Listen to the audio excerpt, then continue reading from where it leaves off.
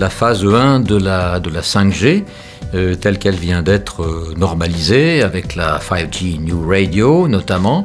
et qui va donner des performances beaucoup plus importantes que la 4G en mobile broadband, en enhanced mobile broadband, c'est-à-dire mobile très haut débit évolué, peut être catalogué d'évolution. En revanche, je dirais la suite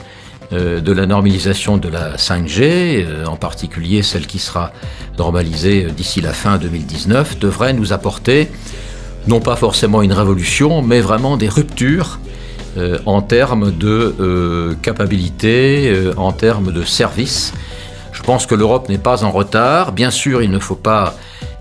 faut garder le rythme dans les expérimentations, dans les pilotes que l'Europe fait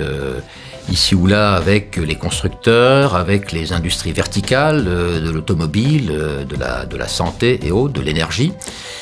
Mais l'Europe vise plutôt, et c'est ce que nous développons nous au sein de nos programmes de recherche du 5G PPP, vraiment ce que l'on appelle la full 5G, c'est-à-dire cette 5G totalement aboutie. À partir de 2020, les opérateurs européens vont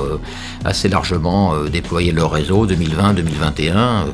2022. On aura quelques premières annonces à la fin de cette année et l'année prochaine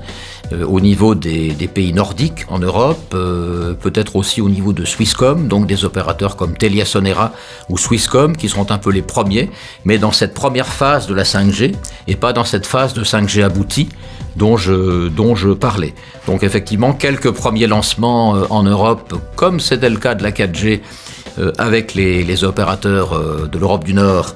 et quelques autres, mais au niveau des Orange, des Telefonica, des Deutsche Telekom, des lancements à partir de 2020 sur la base de pilotes qui ont été